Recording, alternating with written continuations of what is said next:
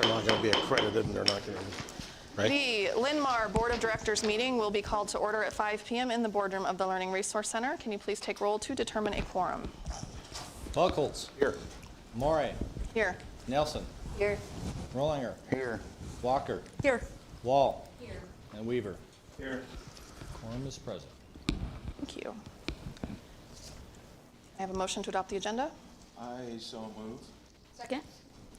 Motion by Clark and a second by Melissa. All those in favor? Aye. Opposed? Motion carries. All right, at this time, I will open our public hearing regarding the plans and specs for the new administrative building. Is anyone here tonight to specifically speak on those plans and specifications? Seeing no one, I will close the public hearing. At this time, we will move into audience communication. I will call those who have signed up to speak to the microphone in the order in which they have signed up. The board will receive and acknowledge comments, but will not engage in a dialogue with the speaker because of the set agenda of the meeting. Remarks are limited to 3 minutes per speaker and should be shared in a respectful manner. Nick Hall. The podium right there with the microphone, please. I've been left here without an adult, and I apologize for that.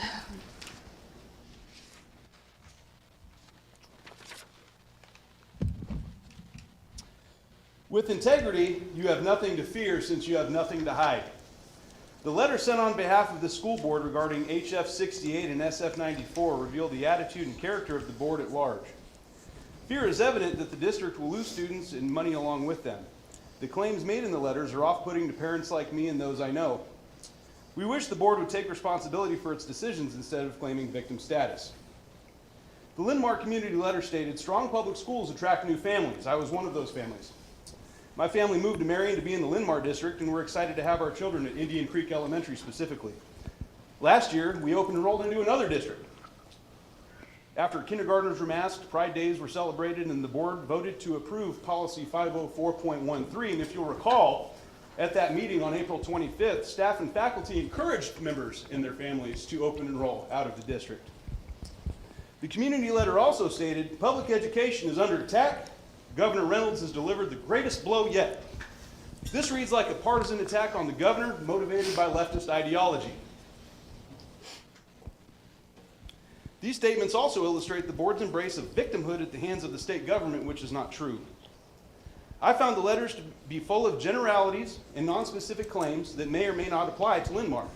Will voting yes on HF 68 and SF 94 actually result in positions being eliminated, affect continued teacher resignations, increase class sizes, and reduce individualized educational opportunities at Linn-Mar specifically?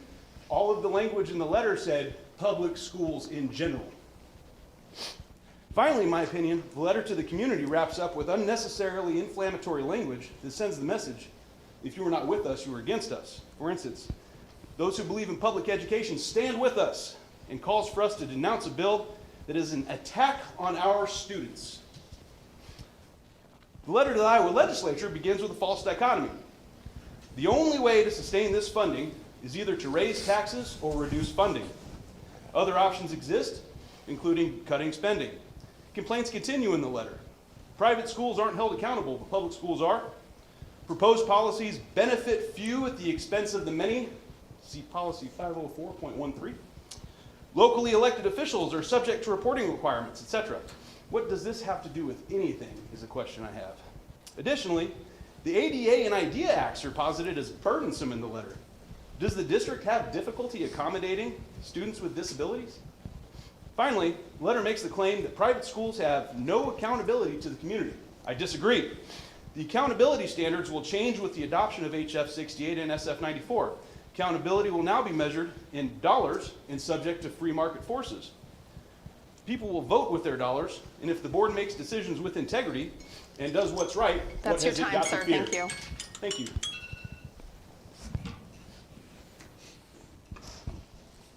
Geraldine Jones.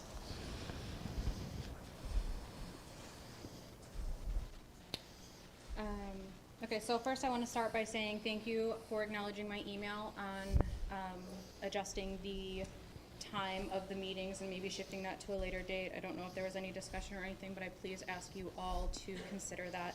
There's a lot of community that is talking about shifting that time or start time to, instead of 5 o'clock, to 6 or 6:30 becomes more reasonable. I did put a poll in a parents' choice group, and it was more convenient for parents to show up to these meetings at that time. It is more convenient for the public. Second, I would like to address or ask if there is a book committee or a book review committee established here at Linn-Mar. I understand that there is a book reconsideration committee, and that is, from my understanding, when books are being challenged or opposed, but I'm wondering if there's any committee formed on books that are incoming, whether that's incoming to the libraries in each of the buildings or incoming to the classrooms, or given as suggestions pertaining to curriculum or teacher resources, things like that.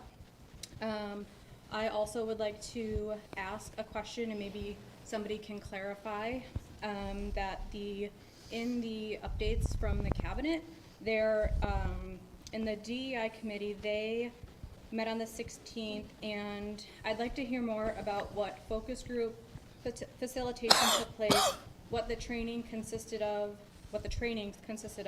and what the recommendations were that came from that meeting, and if those recommendations are going to impact any policy that is going to be going forward. Also, it looks like that there were cultural holidays options were discussed, and I don't know what was suggested, if you can help me on what was suggested, but I would like to suggest that All Saints Day is one, Epiphany is one, Good Friday, Lent, Ash Wednesday, and a week of prayer, which is actually currently in place, for bringing Christian unity. I understand that this is a public school, and this is not private, and I know private schools are more Christian, Catholic, etc.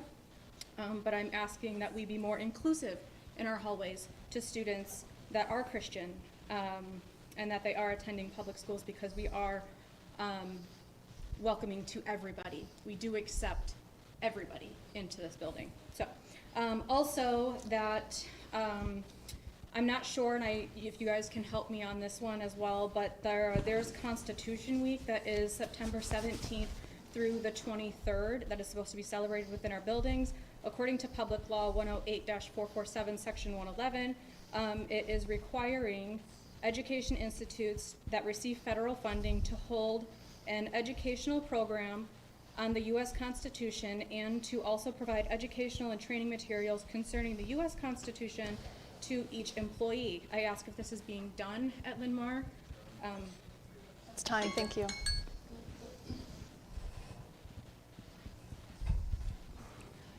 Got phones?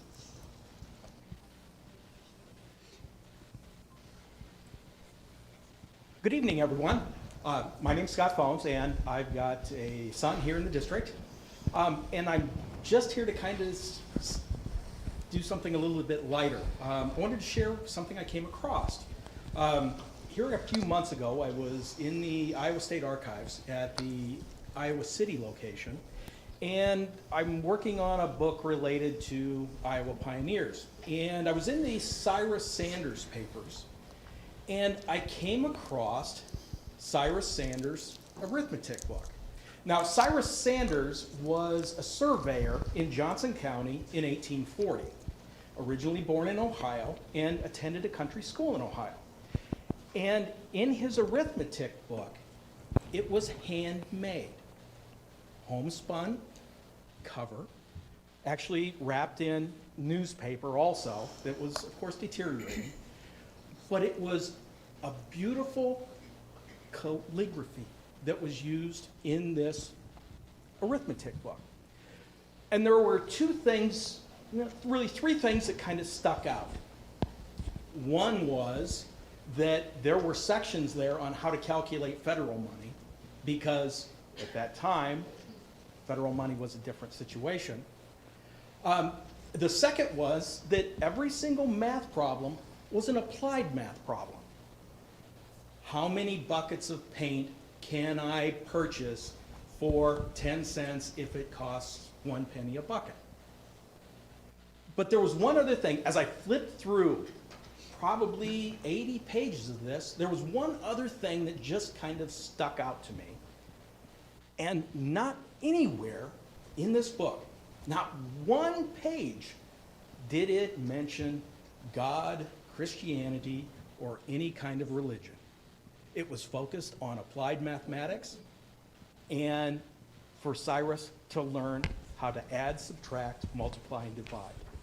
I just thought I would share that because that kind of provides a little bit of context, and it's a little bit lighter, and I just wanted to offer that as kind of a story I came across.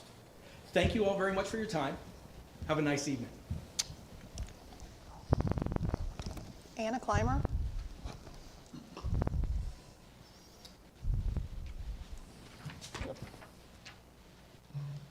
Good evening. I am a Linn-Mar parent, committee member of the DEI committee, and also a representative and taxpayer here in the community.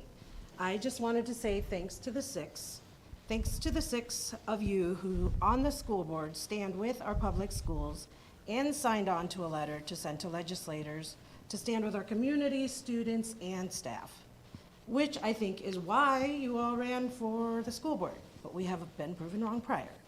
Thanks to the six who stand with our students who deserve access to public education that is inclusive of how our children and communities show up, especially those that private-owned schools can pick and choose, and can honestly exclude those that show up in a way that is different religiously, ability, gender, identity, sexual orientation, income, and special needs of how we utilize our tax dollars, and being committed to serving all of the students in how they show up in our district, and hopefully end up being successful graduates of our district and young adults that are future community contributors.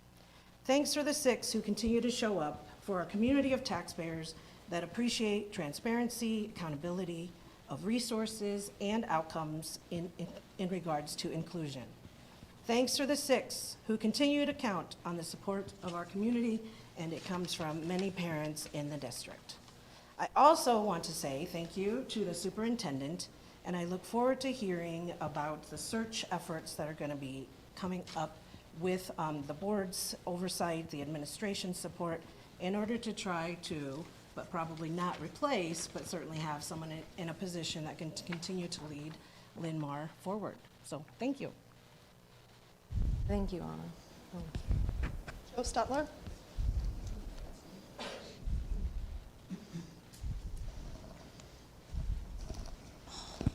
Hi, I'm Joe Stutler. I live in the district.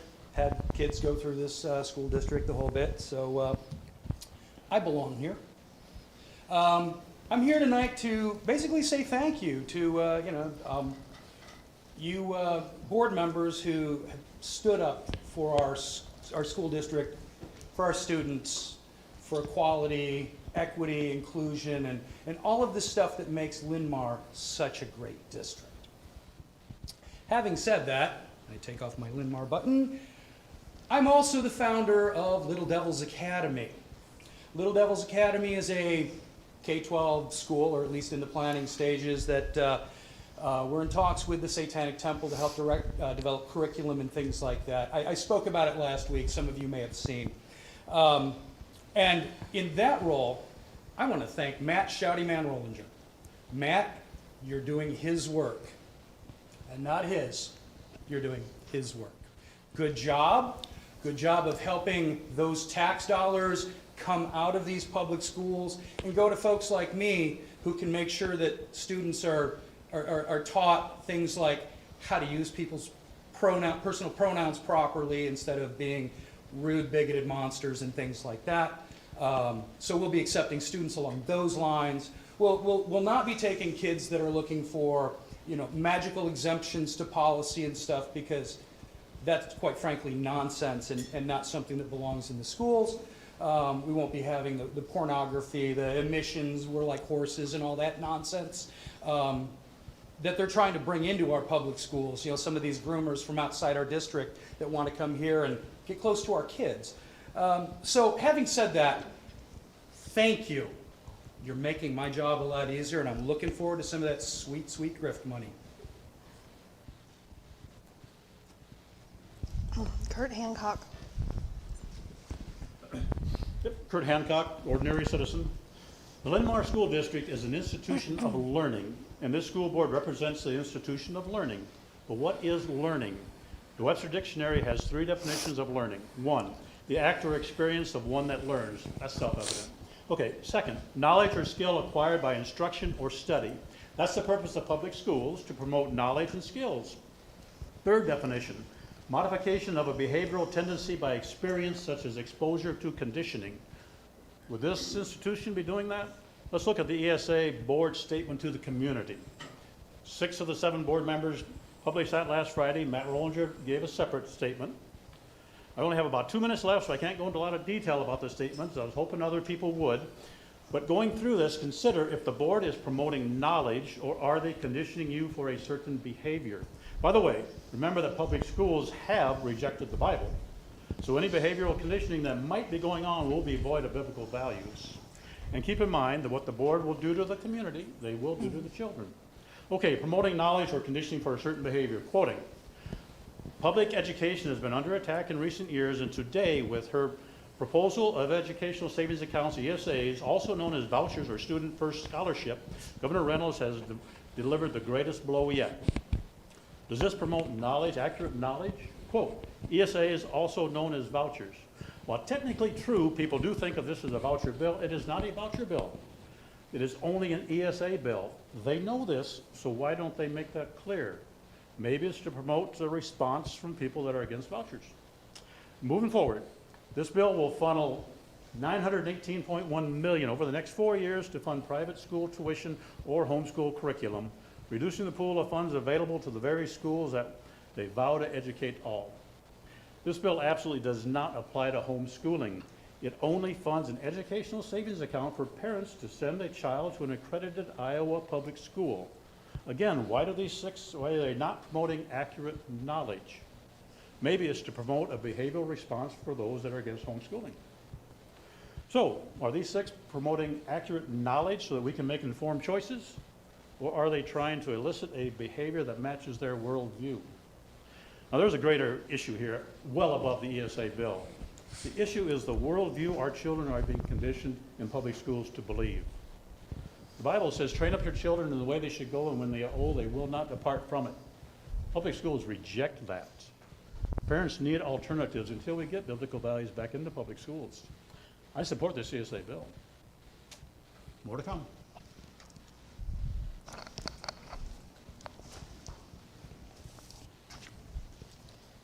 That concludes audience communication for the evening. Thank you to those who came and spoke. We will move on to informational reports, discussions, and presentations. Up first, we have Shelley Schroeder, our Executive Director for the Linn-Mar School Foundation.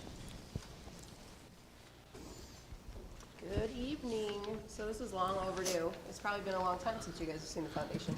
I don't know when the last time Shelley Woods was here. So I'm Shelley, too.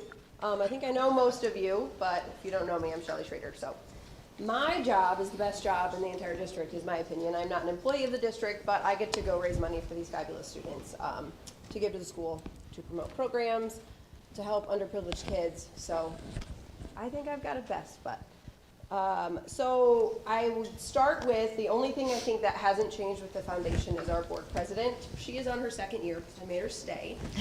We've added 7 new board members out of our 16.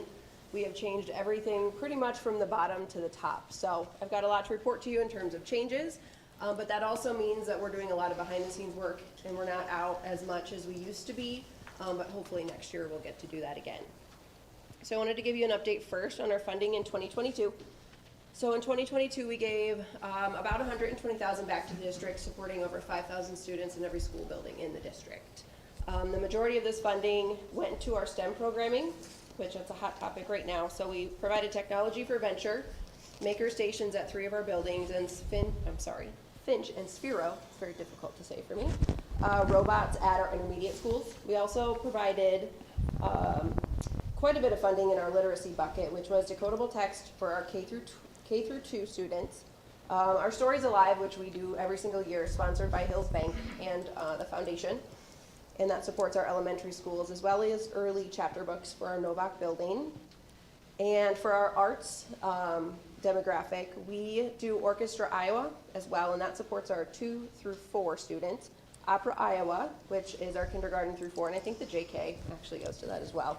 And we also provided some art supplies for a flex class over at Excelsior, which our board got to go do a visit to watch those kids use the art supplies. Just have a minute to chill, go into her room, and use those supplies. And it was really fun for our board to get to see. It's a smaller grant, but to get to see some of that money at work and to see what it does for the kids during the chaos of their day. Then we also bought a lot of sewing machines. In 2022, we bought 50 sewing machines, so that's for our middle school buildings. They had some pretty old machines, and then we also bought 5 embroidery machines for Excelsior. We also did soft start innovation for the Bowman Wood School, which is something that Tina started, kind of just rolled her day, started off a little relaxing before the elementary kids really get into it for the day, and that's been pretty fun as well. And then we also updated the Polar Fit equipment over at Oak Ridge. So that's what we provided in 2022, and I can only imagine 2023 is going to be more. We continue to get grant requests in. We did open up our grant cycle, which means we no longer do just a fall and spring cycle. It's open for the teachers to request money at any time. And in 2023, we started a couple new programs. One of them was Enhance Linn-Mar Educators, which was, I think, the best thing that the board did this year. So this was a program where teachers could come to the foundation to ask for up to $250 back for purchases that they made for their classroom. So most of the money for this, so we funded 114 teachers. It was a little over $25,000. The local Farmer State Bank, as you guys all know, they partnered with us on this program, which was pivotal for us to get this off the ground. And the majority of that funding went to increasing student engagement, curriculum enhancement, and it was really fun to watch those teachers come together at each grade level in the buildings to kind of pool their money and come up with things that they wanted to do that would have a bigger impact for the kids. And then we also just kicked off Energize Your Educator. As you can see, our board believes that teachers just need a little boost right now. They need to know that they're loved in the district. So Energize Your Educator is a program that we're partnering with Trading Grounds. And so students, parents, anyone in the community can nominate an educator or any staff member at the district. And then the foundation will provide that feedback to them via a certificate. And as well, we're providing free drinks over at Trading Grounds. Sean is a huge proponent of the district, the owner over at Trading Grounds. So that's been a really fun program. I got, I think, like 53, 55 requests in like 3 days. So you're going to see those coming. I can't just inundate our social media with those. I actually have some student volunteers who have been amazing and took that project for me and are doing all the certificates, posting all of the social for me because it's main event time and I can't do all of that right now. But it's a really fun program to see everyone just support teachers, and the teachers can know that they are making an impact for these students. So we've also updated all of our technology from front to back. So we have a new donor management system, which is the love of my life. I can now send emails, I can send text messages, I can reach out to anyone via this system, and it's really going to help us in years to come build up our funding and donations in the district. And we also went online with our grant applications as well as our scholarships. So that's been a feat. And I think we got in over 350 scholarship applications. We just closed that cycle at some point last week. So a lot of review to do there to provide 22 scholarships back to the kids. So another big change for us. We do have some events coming up I want to make sure you guys are aware of. We have the main event is coming up on March 3rd. So we have a venue change. It moved from the Marriott to Elmcrest. So make sure you get your tickets if you haven't already. I do anticipate that will sell out. I'm pretty sure we've sold about 200, 220 of the 300 tickets at this point. And it hasn't really been pushed very much. So if you want to come, I'd get your tickets. We also have Dine Out coming up on April 20th. So that's our partnership program with the Marion School Foundation. We're go out to eat. The money's given back to the district. We do usually make about $8,000 a year, so it is a pretty impactful program. That's our cut of it, and Marion usually gets about 6. So it's a 60-40 split. So important to support that program. Then we have a brand new event coming. The Lion Open is no more for the short term. So if you like to golf, there is a group, but I'm not sure if they've announced it yet, within the district that's taking our date. So there will be a golf outing for the district. It just won't be supported by the foundation. So we are starting something called the Lion Games. And the purpose of this is really to try to unite the district. We want to bring back the fact that we are one, all of the buildings, every single building, we're part of Linn-Mar. So the Lion Games is going to be a week-long sports as well as intellectual events, I guess you could say. It's going to include volleyball, soccer, trivia, Linn-Mar's Got Talent, track and field. So there'll be tons of different activities, and the concept is you get your community team, whether that's 6 people or 20 people. You participate in these events, it'll go for an entire week, and then we'll have a closing ceremony to present the winners. So more information is coming on that. We hope to start pre-selling teams, because we are going to cap that at 32 teams, so that hopefully we can do it right and not get too big too fast. So far, the feedback has been very positive, so I think we will sell that out quickly as well. Oh yes, and we also changed locations. We are no longer here. We are out at Hazel Point, so if anybody needs to reach us, that's where we're at. Eventually to be housed, I believe, at the admin building, so if you guys want to just delay that, because I don't want to move anytime soon. I really like my spot, so that's all I've got for you.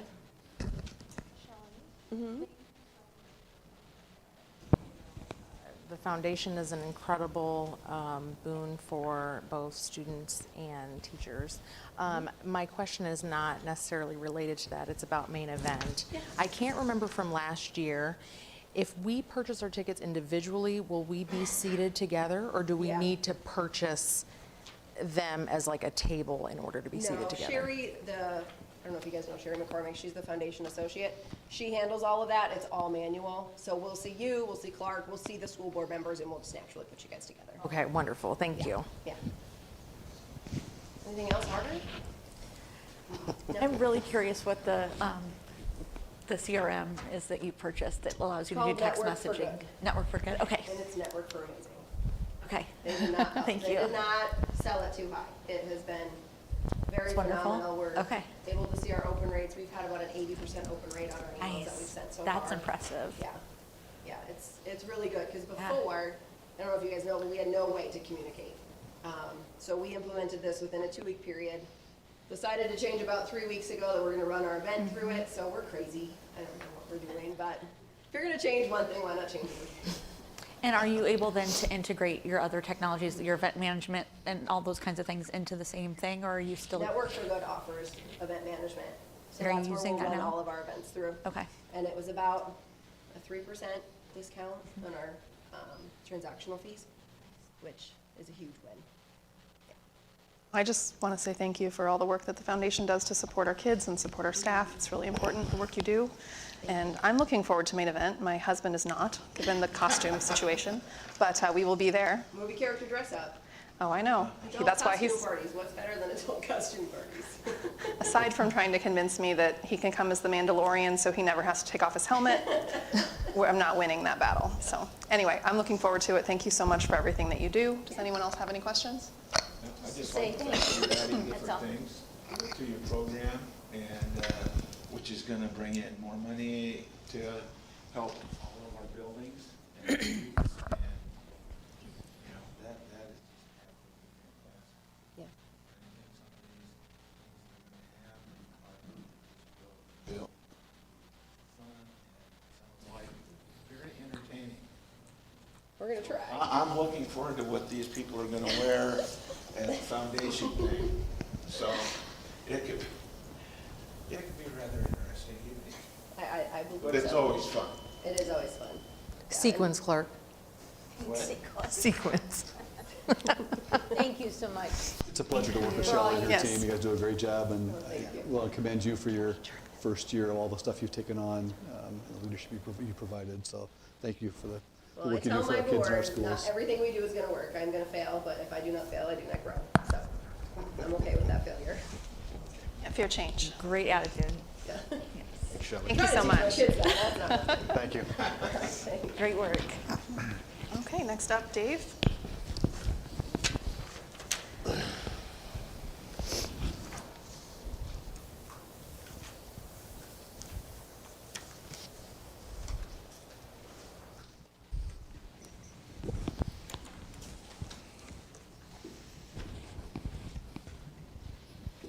Good evening, board. This on? There we go. Tonight's going to be your first kind of view of our budget for next year and what we're being faced with for next year. This is not going to be probably your most favorite budget update or talk that you've experienced over the years. I think JT previously have kind of warned you of up-and-coming budget issues that we might have, challenges we're going to be faced with, and we're going to be talking a little bit about that tonight. The purpose of the budget process is really to set the maximum to a tax levy rate and establish the budget expenditures for all funds for each year. And typically, the budget process is we have to have everything certified by April 15th of every year. That date doesn't change, and that's year in, year out. And so we will, this is our initial kind of view of our budget, and hopefully tonight you kind of provide us a little bit of guidance in moving forward and actually creating our budget for next year. This is a slide that we're probably used to seeing here. It's, talking about how school finance works. We actually have different buckets or silos or however you want to look at of how our funds flow. A general fund, that is our revenues and expenditures. For revenues come from property tax, state aid, and some miscellaneous income such as tuition and investments and that type of stuff fall into that. Expenditures, that's where we pay all of our salaries and benefits, materials, and all your utility costs actually come out of the general fund, okay? The management fund is all driven by property taxes, and that pays for our property casualty insurance, early separation, and unemployment, and those types of expenditures come out of the management fund. Your playground fund, it's property tax driven as well, and it's helps support our playgrounds and recreational spaces. PEPL, which is physical plant equipment levy, that actually is 100% property tax driven. It can be, a portion of that can be surtax, but as of right now, we're all 100% property tax. And that is used to help building, construction, our purchasing of new vehicles and equipment, and those types of expenditures come out of PEPL. Debt service is, accounts for all of our debt. Anything that you do pay flows, that's debt related, flows through the debt service fund, even though it could be backed by the PEPL fund. It could be backed by general fund. If you had some revenue that you're setting aside and you borrow money against, you could do that as well. But a majority of that is funds, but also takes care of our property taxes if we actually have general obligation bonds. That is a property tax for the debt service to pay those bonds. SAVE, capital projects, when you, our SAVE fund, it's the sales tax fund for school infrastructure. Those dollars come into the sales tax fund. And you also, when you issue debt, bonds, general obligation bonds, and actually SAVE revenue bonds, that actually comes into that same bucket. So you actually have your SAVE dollars plus your any bonds revenue you issue, that's actually in the capital projects area. So those funds can be spent kind of similarly to PEPL. You can buy vehicles with those funds. You can construction and those types of expenditures. But typically, we do not buy vehicles out of SAVE funds. We use that PEPL. We usually use our SAVE funds mainly for technology and for construction. Student activity fund. We all know what those are. Those are our co-curricular and extracurricular activities come through the student activity fund. The majority of those revenues are gate receipts, fundraisers, and those types of things. Nutrition fund is an enterprise fund, and we're required to account for that separately. That's we get mail sales, we get federal funding that comes through that as well. And our other enterprise funds, we actually have two of them. We have our Roar Store is counted through that, and also our aquatics center is also accounted through that as well. Those are all revenue neutral. I mean, if the district, all the money comes in, expenditures are tracked separately from the district funds that way. Any questions before I go on? All right, so this slide here, the district, we're always kind of concerned about what our levy is and how we compare to others in the area as well. And I actually have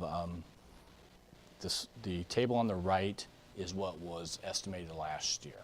Okay, at this time when we were looking at our taxes at this time last year, we were projecting, or JT was projecting, that our levy was going to go from 1787 down to 1766, and then stair step down to 1748, then 1730, 45, I think, and then 1738. That's what his projections at that time. But when we take a look at what actually happened, our actual levy went down lower than what was anticipated last year. Okay, so our levy dropped to 1736. And so if you look at the last year's projections, it looks like, okay, we'd jump it back up to 1748. Well, these are the discussions we're going to have to be faced with. What do we want to do with our levy moving forward? So we'll talk a little bit more about that as we go on. A main driver of ROL levy is our taxable valuation. When we look at our taxable valuation, our non-TIF taxable valuation has gone up 5.7%, and our TIF valuation actually dropped significantly. So what happens when that drops? Well, that means that TIF valuation rolled into your taxable valuation. So now that's a good thing, because now you're getting your levying. So that's why our taxable valuation grew by 5.7 when the TIF went down. So overall, we're experienced a 3.96%, just shy of 4% growth in our taxable valuation.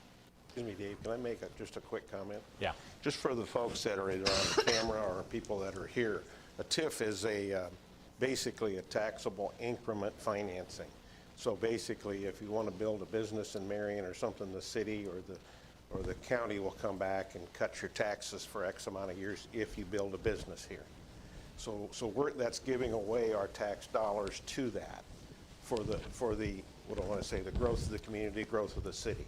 So I'm actually ecstatic to see this coming down. I was concerned we were going up too much, so it's pulled back a little bit, and that helps us as well. So. Yeah, I mean, this is a tool that the cities use to help drive growth in commercial development, industrial development. If you do not offer TIFs and those types of mechanisms to the companies, they're not going to come. So this is something that it's a necessary evil. I mean, that we need to do that to get businesses to come, because as you all know, we are like a bedroom community. We have a lot more residential than we do commercial, and we need to start balancing that out in the future. So, but where do we rank? Overall, we rank 14th overall for a taxable valuation. Pretty strong, 14th overall in the state of Iowa. But we are 281st out of 327 districts on a per pupil valuation. Okay, so that's not good. Last year we were 279, so we actually are going the other way right now in our taxable valuation per pupil. So you can see our per pupil amount for FY23 was $322,817, and the state average was $407,840. That line there just really confirms what Barry was saying, the importance of TIF to help develop more commercial development. It's a short-term hit for us, but in the long term, we hope that helps our taxable valuation per pupil rate improve, because it's desperately needed for us too. Dave, can you explain the difference between the taxable valuation and then the valuation per pupil? I'm not sure I'm understanding. Okay, so basically the valuation per pupil is just basically taking a taxable valuation divided by a certified enrollment number. Okay. Not certified enrollment number, all the kids per pupil. So yes, I think it is. Because we just don't have, we have a larger population of people in comparison to other districts that have more kids. Yeah, when you're looking at like Okoboji, okay, Okoboji is I think ranked number 2 in assessed valuation per pupil, a taxable valuation per pupil. They're like 1.5 million per pupil at Okoboji, and I think the lowest is 180-some thousand, and that's a Tubman, Iowa district. That's the lowest in the state. But so when you're looking at your levies, that's where you really see the differences. When you're looking at your management fund levy, when you're looking at issuing GO bonds and those additional levy component, those are the pieces that you really see the impact of a low taxable valuation per pupil. Then because it takes more money to levy to generate the same dollars as a college community, for instance, has a much stronger tax base than we have, because they got more commercial development than what we have. So you really notice that in the overall levies when you're comparing district to district. So good news is our certified enrollment increased by 106 students. You can kind of see that we took a little decline the last 2 years, and so now we jump back up this year. And so that is our, the cornerstone of our budget is certified enrollment. How have we been doing for our SSA? That's the other piece, is our SSA, Supplemental State Aid. Our SSA has been, like you see, 2019 it was 1%, then followed by 2.06%, then 2.3, 2.4, 2.5, and right now the governor's proposal is 2.5 for next year at this point in time. Yeah. When we talk about certified enrollment, how does open enrollment impact certified enrollment? And if we have an increase of students, does that mean we've had more open enroll in than open enroll out? Not necessarily. Open enroll is really a factor of residents, count of resident kids. Okay. That's all it is. It's a resident kids. So all the money for all of our resident kids started in our district, and then you end up having to bill and collect from other districts with open enrollment. So open enrollment is just a factor of resident kids, and that's how our funding is based off. So it's a piece of this, but it's not. It's not served. All of it's it. not served. Right. So you got open enrollment versus served. Served numbers are really impacted by open enrollment. Okay. But your certified enrollment is always resident kids. Okay. Perfect. Thanks. Maybe you'll be getting into this. Are we going to see the number of served? No. Do you know what those numbers are? Not off the top of my head, no. That's something I think would be When good we're to talking see. about looking at down the road and getting into negotiations, we always talk about, or I've been used to talking about, what's the impact of open enrollment to our funding. Because open enrollment, net loss can impact how much money you're bringing in. So that is usually a discussion that at the point in time when we get into negotiations, when you're looking at new money, I always push to say you can't just look at new money with the certified enrollment. You have to take a look at new money with the impact of open enrollment as well. When we get into those discussions as a board, we will have those numbers? Yes. Okay. So the other component is cash reserve levy. You can see here it's used to backfill resources for certain unfunded mandates, underfunded mandates, board-approved allowable growth items. So one of the things that we do get, you have SBRC-backed cash reserve levy, which is authority-backed, and you have non-authority-backed cash reserve levy. What you see, the first few items here are under cash reserve levy. That's the authority-backed levy. So for next year, we'd be looking at $4.1 million for special ed deficit is what we ended up having for FY22. We had an ELL deficit of 441,000. Our open enrollment outgrowth was 683,000, and an increase in enrollment. You get authority, and when your enrollment grows, because you always a year be in arrears in state funding, so you get authority for those kids, and that's 787,000. And our LEP growth is 28,000. So that totals 6.12 million. So then you have the other cash reserve levy here. So this is representing what is the maximum amount that we could levy on a cash reserve for maintaining your solvency ratio and and maintaining a level so that you don't have to borrow money for cash flow purposes. So we could go up another 2.2 million in a cash reserve levy to hit our maximum. The maximum cash reserve levy that you can do includes all of those levies is 20% of your prior year's expenditure less fund balance, okay? So that's the total of $8,366,323 is the maximum amount of cash reserve levy that we could do as a district. It fluctuates every year depending on your fund balance and what your expenditures were each year. So that's a number that changes every year. Last year, for this year, we did levy the maximum amount that we were authorized to do, just for FYI. So, but that is the amount that if we wanted to, we could go up another $2.2 million. Dave, are you going to hit on that? Can you go back to the last slide? Are you going to talk about that special education deficit later on in the presentation, or? No. Okay. What would you say, does that rank up there among the biggest impacts that we see on our budget as a special education deficit? Oh, that's big when you're looking at the additional levy. Yes, that is huge. That Do you does know impact how it. much that's gone up from last year, roughly? It went up, was it 800 some thousand, something like that? Because I didn't think we had hit the 4 million mark last year. No. So you said 800,000. 800. So that's Yeah, significant. plus, yeah. And is it true that part of that deficit, we're getting about 2% from the feds, and they can go as high as 12%, and they haven't done that in an awfully long time?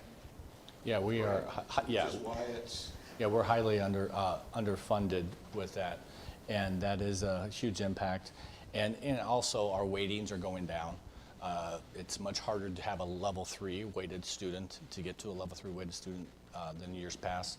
And so we'll, occasionally, you'll need to even have a level 1 student that actually has associate support, which is expensive, you know, when you have several kids of that nature.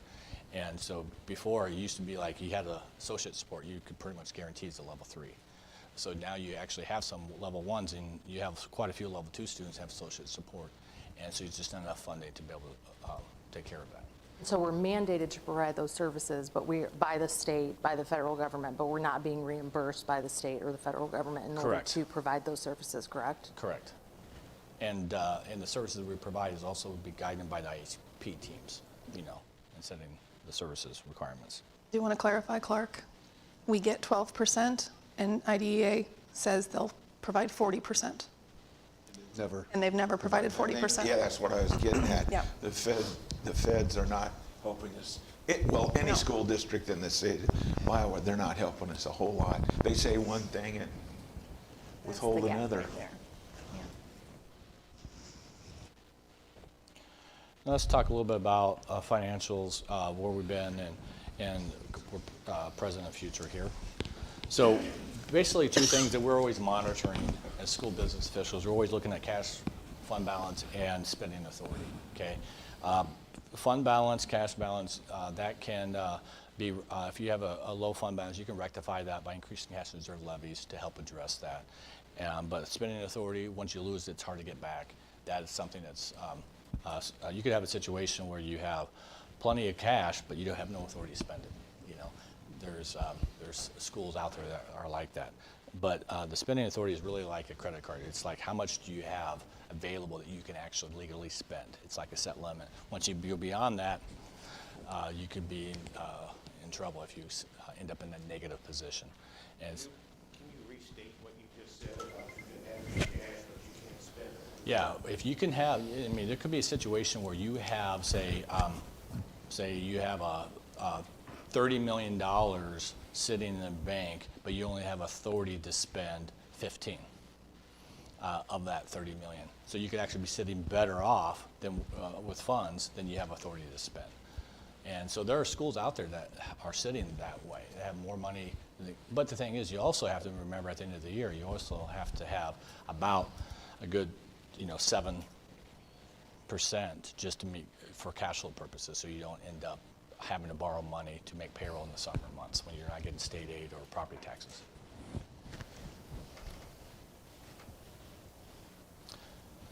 So what do you should know about spending authority? It's the law, okay?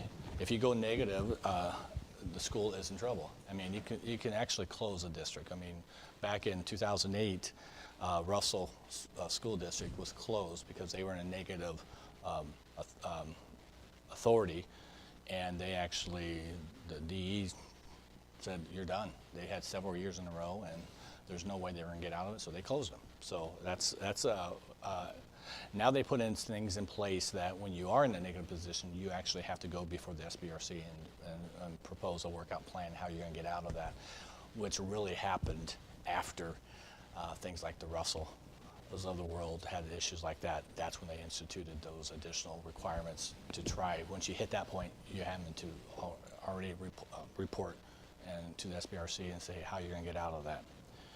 So, I mean, the spending authority is basically determined off of the aid and levy worksheet. It's the building blocks of your budget. It takes your enrollment, it takes the SSA amounts, it takes the professional development, PD, TSS allocation, all of that. It takes your special ed, weighted enrollment, all of those components factor in your authority calculation. And so you pretty much know the main things that you have that can impact it, that's not automatic, but you know it's going to be your special ed deficit, your EL deficit, your open enroll in and out, SBRC amounts, and miscellaneous income. Those are the components that change, but everything else is formula driven. So, but once you, you know, you can deal, like I said, you can deal with fund balance, but it's hard to deal with, rectify a unspent balance issue. That's much harder, and that's much more serious. And so we have a financial indicator. We use that as a financial indicator, and our board has a 7%, you know, unspent balance goal, and also solvency ratio. We want to make sure we're at that level. So when we're looking at setting our taxes for the next year, setting our budgets for the next year, the levies, we have to be very mindful of that goal. I will not propose anything to the board that will not, that's going to jeopardize that 7%. Okay, so that's, as we're moving forward here, you'll see what we're faced with to maintain that 7%. Where have we been? You can see in FY20, we had a fund balance and solvency ratio of 11.6. FY21, we increased to 14.2. FY22, it dropped to 12.4 solvency ratio.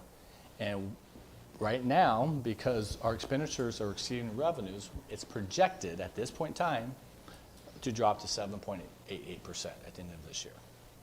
Okay? So that's kind of what it looks like as we speak. And our unspent balance, you can see it's dropping. It's a little different numbers, but it's dropping as well. You can see it went from 13.8% in FY20.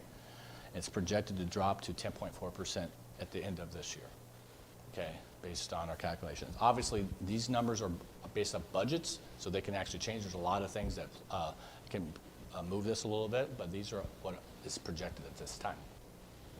And Dave, the numbers that I can see, and I don't have my glasses tonight, so I'm struggling to see them just a little bit, but it looks to me as though our deficit is less than our special ed deficit, such that if we didn't have that, we would be in the green. Is that correct?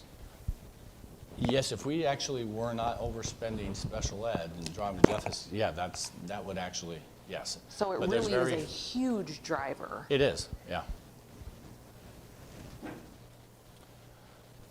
So when we're looking into our budget for next year, you know, we always kind of have some assumptions on what we're considerations, and we have what we're looking at. Some of our assumptions are right now when we're looking at numbers in the next couple slides. I have not making any adjustments from what is there today. We actually have it's the same expenditures, the same staffing. That is what I was projecting for next year. So I just want to make everybody aware of that's what's shown right now when we move forward here. And I'm actually showing that we're going to be levying for all of our SBRC-backed levies. We're going to have a conversation about whether or not we want to be consistent from what we communicated with the 2018 bond issue because of we kept saying we're trying to get our levies down to prior to that, and we're going to have the conversations on can we adhere to that and what moving forward. We're looking at a minimum salary increase of 3% for next year because we know that's it's based on the current Chapter 20 law. It's 3% or CPI, the lower of the two, and we know 3% is where we would be forced to probably settle at, so that's what we're estimating. We're talking about the building strategist position. That was talked about even last year, not to continue those beyond FY23. We are going to be looking at our early separation, which the board will take a final action on that tonight. And we're not adding any FTEs. We're not, but we know there's going to have to be some budget reductions will be required moving forward. Some of the variable ones, SSA is still up in the air right now. We know the governor has proposed 2.5%, and in the future, our enrollments are going to be is going to come into play to know where we're at. What are we going to projecting going forward? Are we going to project our typical growth that we had, prior to the pandemic? Our growth, certified enrollment, did grow like numbers prior to the pandemic. I had a good growth this last year, but will that continue? And we're also, one of the pieces that this is not based off of is the actual aid and levy worksheet that's released by the Iowa Department of Management. That has not been released, so these are estimated numbers based on my best guess, based on my calculations, without the aid and levy worksheet. So when we look at that, just keep that in your back of your mind. These are estimates. So now when we're looking at solvency ratio, for budget for next year, one of the things, like I said, we got to base it on the board's established goal of 7% solvency ratio. Okay, we don't want to drop below that. So everything you see here is going to show a 7% solvency ratio. So what you have here, the first two columns, you have the actual and estimate for FY23. Then looking forward, you can see I have SSA at 2.5%, SSA at 3%, 4%, and 5%. That's those highlighted yellow columns right there. And then you take a look at solvency ratio. So you can see that we had 12.4. We closed out FY22. We're estimated 7.88. And so moving forward, what do we have to do to maintain the 7% solvency ratio based on these different levels of SSA? So when you look at the other component we're very mindful of is what's our tax levy going to be, okay, moving forward.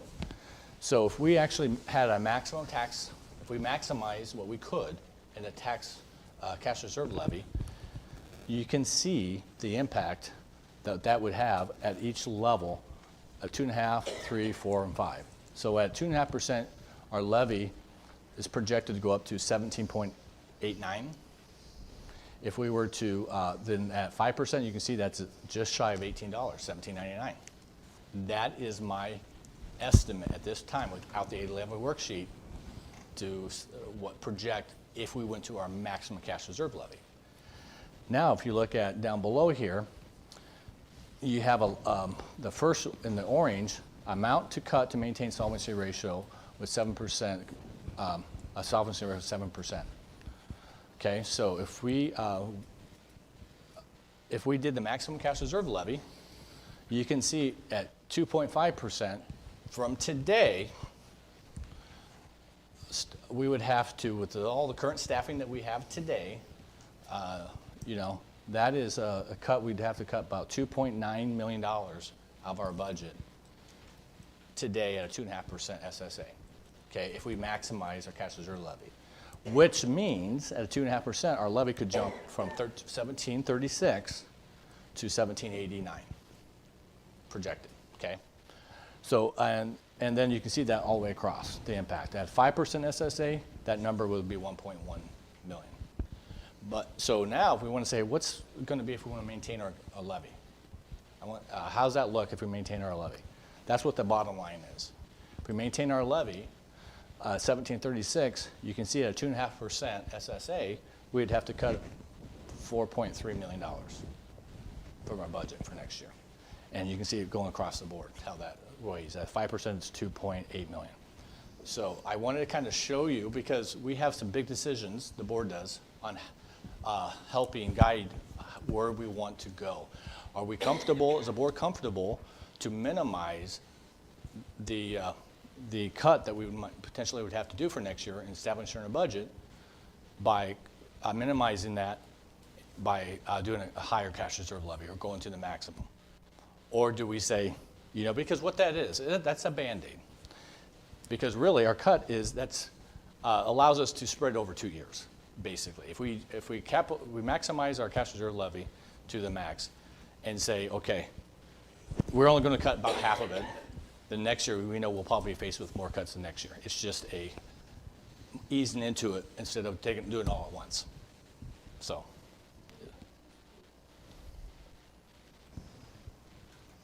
What's the impact of the income surtax? I imagine that here we're just talking about on property taxes. Is income surtax something that we could add in addition in order to kind of balance out the impact? You couldn't add into the addition. You could actually, under the PEPL and construction support levy, those are two areas that you can shift and add shift from property taxes to income surtax, some of it. Okay, so that would not have an impact on most of this because most of this It's is just coming how out of it's- the general fund? Yeah, basically that is going to generate the same amount of money, but it's whether Okay. it's going to be funded with income surtax or property tax. Property taxes, okay. But that would have an impact, correct? Of the overall levy. On the could- overall correct, levy? Could have an impact overall levy. We are one of the few school districts That doesn't have does one. not have an instructional Right. support levy, correct. Lay though, like so let's say we decided to do the income tax or the surtax, that's not an immediate, like it takes time to collect that, right? Well, yeah, and that's something that I had to research a little bit to make sure that there isn't any requirement to have that established when we actually voted the PEPL. Would that have to have been established at the time of the vote, or would that, and I had to research that a little bit more. If that's a direction the board wants to consider, I'll find that out and report back to the board and say, yeah, we could do that next year, or we could not do that. I'd have to find out whether that had to be part of the Right. vote. Well, I think that should definitely be a part of the conversation, at least to have that information, to know Right. what those effects would be. I think having all of our options on the table so that we can make a decision that's in the best interest of both the district and our taxpayers, because nobody wants to increase taxes, but at the same time, nobody wants to gut our district and have our kids have poor education. And so we have to find that balance. So that's that side of it, and here kind of shows the UAB, our unspent balance ratio, impact of that, and so you can kind of see the unspent balance, depending on what we would do. It actually is, pretty much the same. 8.1% is where we would be across the board, because it's authority driven. It's because the cash reserve levy. The amount that we would do, that is non-authority driven. So when you're looking at UAB, you're looking at the authority side of things. So right now, we would project that would drop about to 8.1% across the board on that front. And now, where last year, this is what was projected. So I want to kind of point out, because we're not too far off of what JT was projecting. If you looked at FY24, JT had 8.2% projected as what our UAB ratio would be. If you go back a screen, I'm projecting 8.1%. So that is pretty darn close to what I'm projecting based on what was projected last year. I just kind of wanted to show that to you because this is what was presented at this time last year. Can you go back really quick? Yeah. Can you just explain really quick for these numbers here for fiscal year 25, 26, 27, where you look at those UAB ratios of 4.5, then 2.6, then 1.0. Is that if we don't make any cuts? These were based on, yes, well, these were, I did not update these this year because this would have major impact on which direction we want to go for the board. I just wanted to show you what JT was projecting. And these numbers, I didn't dig into it too much, but it was much different enrollment numbers because we just had 2 years of declining enrollment. So I think it showed another year of declining enrollment for the next year, plus only growth of about 50 kids thereafter is what these numbers were. And so I would have to do some more calculations of this moving forward, but I have not, at this point in time, until I know what the comfort level of the board is in moving forward on a tax levy component, that can change. But these are based upon no change in the tax levy, correct? And no cuts to the budget? I believe that's what JT From would have done. last year, that's Yes. that's where Okay. we were at that point, yes. But it also took into account estimates for enrollment, which is actually, I believe, better than what JT had Our projected enrollment's last correct year. at this time, yes. He was estimating 50, 50 is what and we we went had. up 106. Yeah, he was estimated actually this next year, still a slight decline, I believe, and then it went 50, 50, 50 is what he was estimating. So then, what's causing us to squeeze? We've had 2 years of declining enrollment, but this year's a good year, and loss of federal funding. So we do have some positions that we have funded, right now, and they're showing in these numbers. Those positions are shown in those numbers right now. Volatile labor market, trying to have to increase compensation to try to attract employees. That's a challenge right now. We're still feeling the after effects of opening a couple new buildings. We had some cashier's authority granted to open those 2 buildings, but once that authority goes away, you only get it for the one-time authority. And so we are, this year, we just levied for the rest of that. And so we're feeling that crunch. And, when you have SSA lower than what if you go to arbitration, what you would have to give, that's also for several years, that actually makes it really hard to budget when you're actually required to give more than what you're bringing in. That's tough, so. That's an important thing to remember, is that when we go into negotiations, that we're required to set it at 3, and we're only getting 2.5% new money. That makes it hard to give new money at a 3%. I mean, that's already a deficit right there. Disregard every other thing that we are struggling with, and you're starting backwards. Collective bargaining, they could accept less than that. They can, But but- the reality is, like you described, and that, I Yeah. don't remember off the top of my head, but I believe just last year that alone was what, 1.2, 1.4 million, something like that. Just the difference between the SSA funds we got and the settlements we had with our staff too. So that negative deficit spending does add up quickly. And this is not the first year that we got 2.5 and for the 3% too. So 2.4 even last year. Yeah. It was even 2.4 if I remember right from last Yeah. year. So we're even. What I'm saying is, been more than 1 year that this is going on, and Yeah. the way the governor is projecting what she's going to offer, it's still down below, obviously, the 3%. And we go back? So also there's the additional operational costs of new buildings. We also got to keep in mind that we have plans for buildings being built. That is going to, down the road, going to be something else that needs to be thought about. There will be operational costs for the admin building and, whatever else we have in plans. So obviously it's putting a large strain on the I would budget. expect those to be pretty similar, right, Shannon, between the operational costs of the LRC in terms of our administrative operations versus at the new facility? Right, but Yeah, I we don't still have see- this operational. Yeah, It's- it's- We it's still have an utilities for one this additional building. building added to it. That's what I mean. Will be the Right. expense. From a staffing perspective, I see that being negligible, moving from here to there. But yeah, one more building to the expense from utilities, operations that way would be the additional expense we'd be looking at. So, Significantly use- less than the intermediate buildings just because of size. Right. But yes, there will still be additional costs. and the intermediate buildings, we added a decent number of staff to open those as well, and we would not be in this case. So. So if we were talking a little bit about this already, is, it's the spending authority is the thing that we have to really keep our eye on, because you can't, once you get to spending more than what you're bringing in, that's why I'm saying this is it's not something that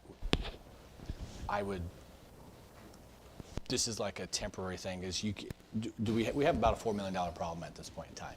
It's whether or not do we want to spread that $4 million problem over 2 years or just one, depending on what we want to do with our tax levy.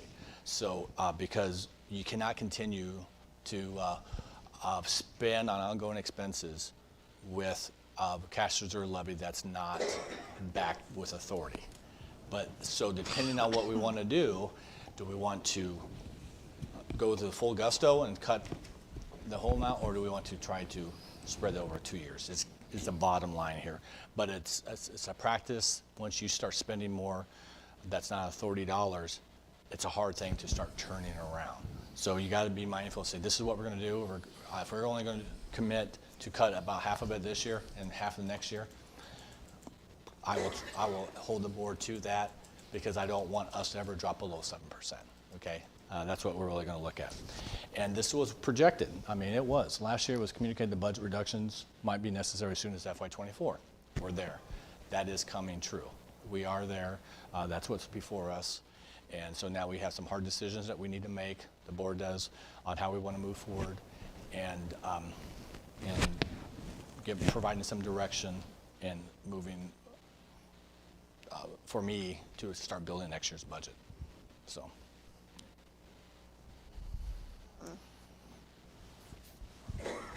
The next item on the agenda is the Finance Audit Committee meeting. I'm just going to kind of merge those together because this is what we spent the bulk of that committee talking about. We don't have to make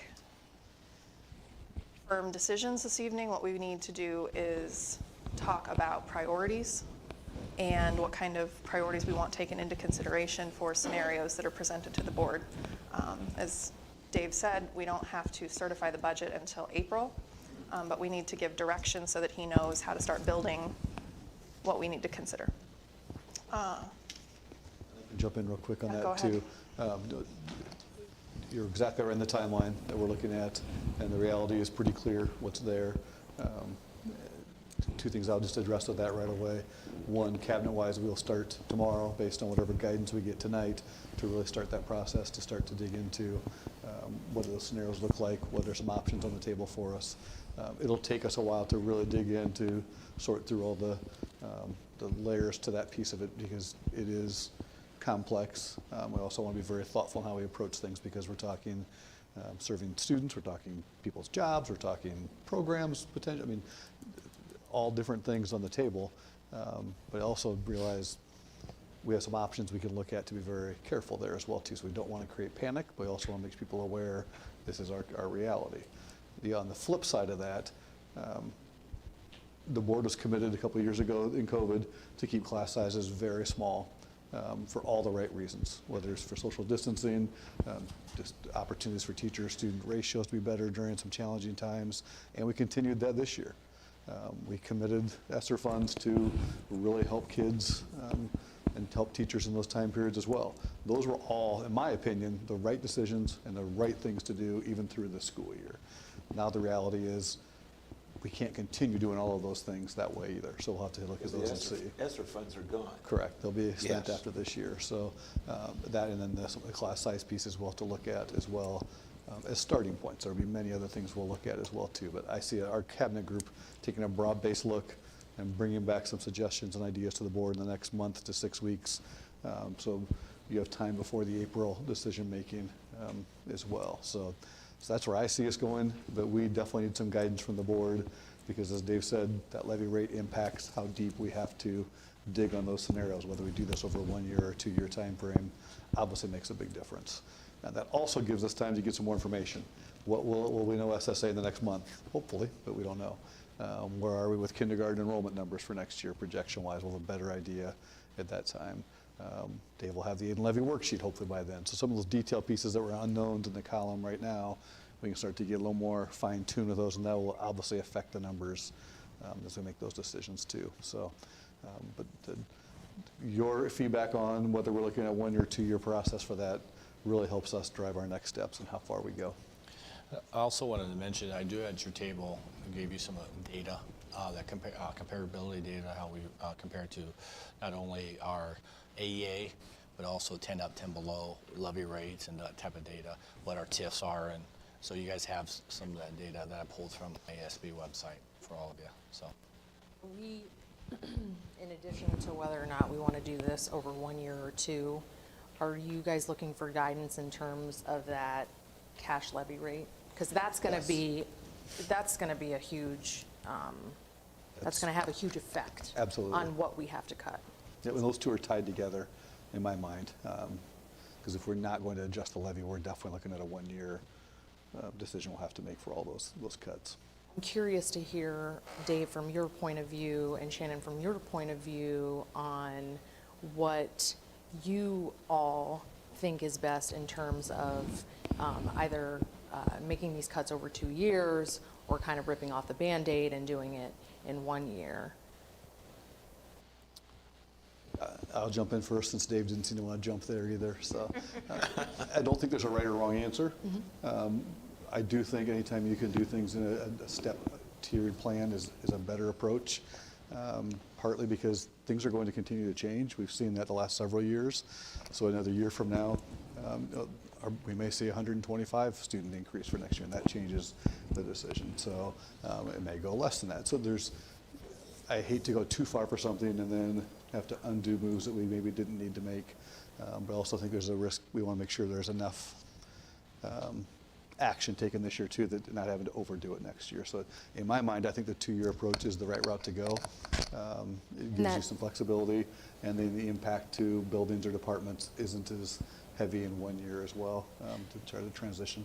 When you talk about doing it over 2 years, are you necessarily talking about like a 50-50 split, or are you talking about doing it in such, to your point, in such a way that we wouldn't be putting ourselves in a position where we'd have to cut too much next year, but we also wouldn't be putting ourselves in a position where we're having to cut everything this year as well? It all depends on the levy that the board is willing to go with. That's going to be the driving piece of how much cut that we're going to have to do. That's going to be the driving piece right there. Because one of the things we don't want our levy to drop below 7%, our solvency ratio to drop below 7%. Okay, so that is the piece that we have to be mindful of what we're doing. This is a number, 7%, it's a plug figure, is how much we have to cut based on what we want to do with our levy. And so that's how this has all been calculated. And we already know there are some savings that we already know we're going to have some savings that we're going to be able to cut on savings from early separation. We know that. We already know some of that. We know there's going to be some savings that some positions that we had out of our, that we're funding with ESSER, some of those positions. We know some of that. So those are some funding amounts that we know, but we still have work to do to get to a number depending on what the comfort level the board is at with regard to our overall levy. And so to mention, one thing is, the good thing is we have that flexibility potentially to do over 2 years. I mean, we could be sitting with a solvency ratio at 8% already last year coming into this. And then in that situation, yeah, you're forced to do it. But we do have a little bit of flexibility because we ended FY22 in a pretty strong financial position. But that moving forward, so we do have flexibility, not a lot, but we do have some flexibility moving over 2 years. So. I will be the first one to say I think that we have an obligation to maximize our levy. Looking at those numbers, 2.8 million versus 4.3 million, we will have to make cuts. There's absolutely no ifs, ands, or buts about it. But we have to put the education of our students first, and we cannot make cuts that are so deep that there's going to be negative effects felt by all, but those negative effects have to be managed. And so for me, I'd like to see that cash levy maxed out, but I would like to hear more about the income surtax and how that can potentially affect things. I think that's something that we've never done. And we've never had to, but I do definitely think that that's something we have to start thinking about adding in.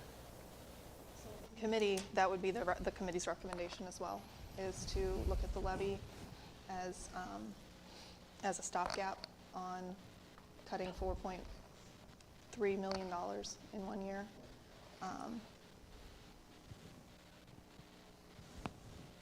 And being able to look at that and say, you know, we are ahead of where we promised the community we would be in terms of the levy. The projections have us lower than what we originally thought we would, so going back up a little bit with that levy, that's the recommendation of the committee. It's right in line with what you're saying. And I also will just say that in terms of whether we do this over 1 year or 2 years, I think you made some excellent points, Shannon, and I'm persuaded that if we do this over 2 years, that's the more measured approach. So that would be where I would like to see things go. And of course, I am happy to hear what other people's thoughts are. Dave actually was part of the financial session I went to at IASB, and they gave recommendations on some things that need to be done, and one of them was with open enrollment, and I just did some quick math here, and it looks like the net loss, if you want to call it that, between in and out last year alone was $1.6 million. What they were saying in there was you need to look at why that's happening. It's happening to a lot of districts. What their recommendation is to reach out to those families that have left the district and find out why and go from there. There's, again, last year it looks, Dave, you can probably get better numbers, is 1.6 million, but total $6 million of students that live in this district that are not in this district. There's a large chunk of money there, and I think that has to be part of this conversation on trying to get the students that live in this district back in the school. Do we solve that through ESAs? We're not. We're not going to talk about that during budget conversations.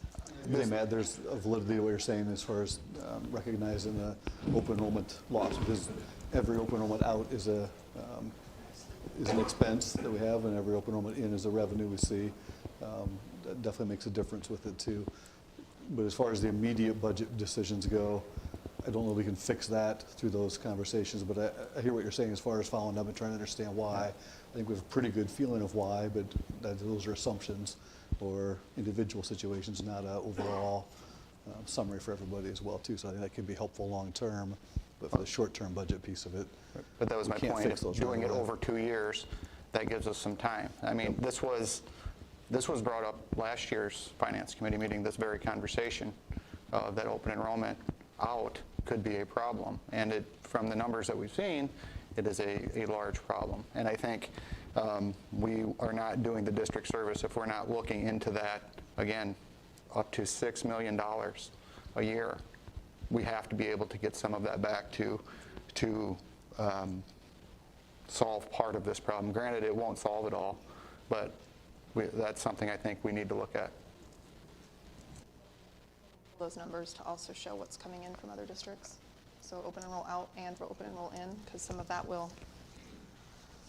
One of the things that creates a problem too is before this open enrollment, there was this date set that you had to declare the open enrollment, and now they've done away with that.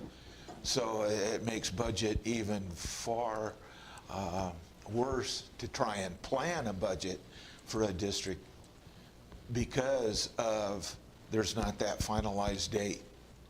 They took that away, and when that went away, it put a lot of pressure on every school district in the state. I just want to say I agree that I believe we should do it over a 2-year time. I think we need to look at what could be perceived as excessive, and having gone through some drastic cuts while a teacher at Linn-Mar, it can be done. It's not easy. Nobody's going to like it. We have to be very conscious, as Rachel said, of when we're cutting things, why we're cutting it and what that does. Taking away a person one place or another can have a ripple effect. So we have to be really aware of our staff and what we're doing, but also maybe we put off bringing on new curriculum things and some of those things that are expenditures. I'm not saying we hold ourselves, without growing, but it might not be advantageous at this time. Maybe we can make smaller adjustments.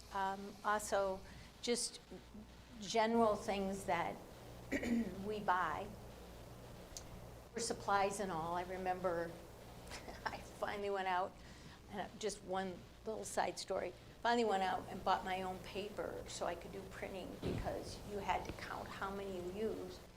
And if you had a class bigger than 25, which I did at the time, you could never order more than 25 of anything. Well, then you're always short if you need something for students. So we have to be serious about cutting everybody, looking at it, but we can't get crazy. So over 2 years, I think, is our best bet. And I didn't mean to ramble, but lots of things were going on in my brain. From my perspective, I agree 2 years is a whole lot better than 1. But in the scenarios, I would like to see a real evaluation of where we're putting our funds, and not just this person is retiring or leaving, so we just won't, like, random staff leaving doesn't address where funding priorities are. So I think this is an opportunity to look at, and Sandra, I'm going to use your words from the last meeting. You said, let's not do things just because we've always done them. Let's evaluate our systems, let's evaluate our needs, and make decisions based on that, and then decide, okay, these are our top priorities, and for me, that's math right now. When we look at our last data from SIAC, that was where our gaps, our largest gaps were. I'd like to look at how we address reading and math. Are we providing equal amount of support? Are we utilizing the staff that we've paid to train in certain areas in the best way? Are there programs or positions that were created for a purpose, and that purpose is now solved, but we still have those positions? Can we redistribute things? Like, I would like to look at that as well, and not just look at how. Yeah, and another thing is, if we lose a counselor or two in this retiring, that doesn't mean we don't replace them, because especially if they're high school counselors, we have lots of students that need that. So we need to think about where we're spending our money, as you said. And I think if asked, buildings can say where they feel it's something that they could streamline. And then you go, start there, get bigger and bigger, or whichever way. You can do it both ways. But I think everyone needs to feel like they're part of this. Otherwise, it's going to be hard enough anyway. But if the teacher, the person that is the custodian who's so valuable, if nobody's asked how to make it better, that lives it, it's going to be a problem. Say, I want to start in the classroom. If we can avoid cuts to direct service personnel that serve our students, I'm not saying no, not everybody else, everyone is important, but, and we can do some with class sizes based on what we did with the pandemic. We can go up a little bit back to what we would consider normal, but I don't want the goal to be that we just have bigger classes. So The goal is definitely to make sure whatever decisions we make are going to be tough. There's no doubt about that. But you always try to protect the best interest of students in that situation, and the closer to the student, the more careful we want to be looking at everything that way too. And kind of your first point, Sandra, about looking at being creative on curriculum adoptions or different things that way to look at to reconsider or delay. Those are exactly the kind of things we want to look at as well. We all know personnel is what, 81% of our budget, 82%, something like that. So it's impossible to ignore that, but that doesn't mean we have to only look at personnel. We look at other practices as well and try to figure out what else we can put in place to help to do that too. So, What a good place to begin, go back 3 years before pandemic and all of that stuff, and look at what has been added since then. Does that not sound like a reasonable, because there were positions added and, you know, all sorts of stuff added because of pandemic stuff that should be, I don't want to say not needed, but it wasn't needed before. In theory, those things should be able to be removed easier than Some of those others. things, though, were added because kids really needed them, like extra math help and that. So when we're cutting things, we need to look at the benefit for our students. And I agree, Matt, there's probably things that we didn't have before, we don't maybe need it all the time, or we don't maybe need it. But let's just not just say, oh, if we didn't have it 3 years ago, it's gone. But I hope that's not how you took what I said.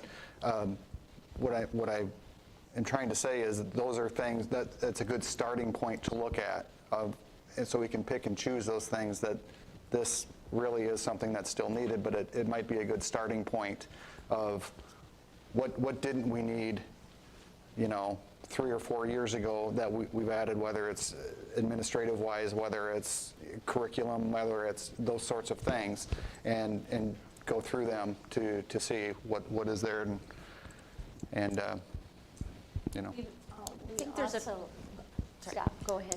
I think there's a few things that come to mind for me. One is that I think it's really important for us to align with our already established goals and priorities, because we've done a lot of work over the past few months to say what's important to us, what's important to the district, what's important to our families and our teachers, and we've collected that data already, so let's make sure that we're using that in this process of deciding where we're going to cut.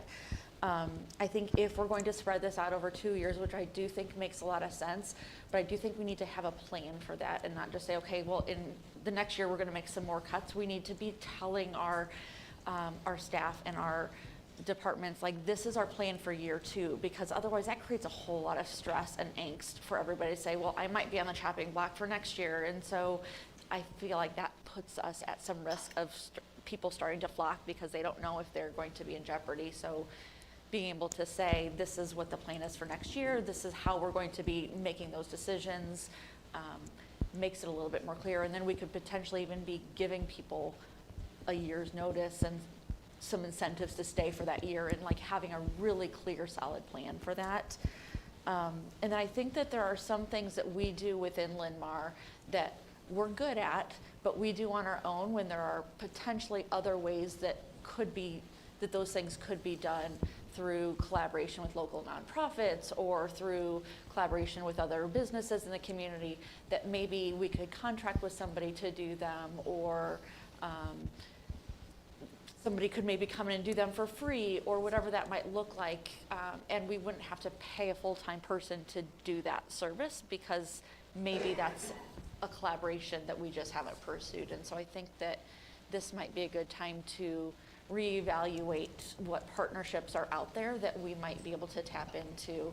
And maybe that's an opportunity that a staff member maybe they're not able to work here, but they're able to work for that organization and doing the same thing that they're doing for us. So I think there's some opportunities out there to enhance those collaborations so that our kids can keep getting the services they're getting, but we're not paying for them.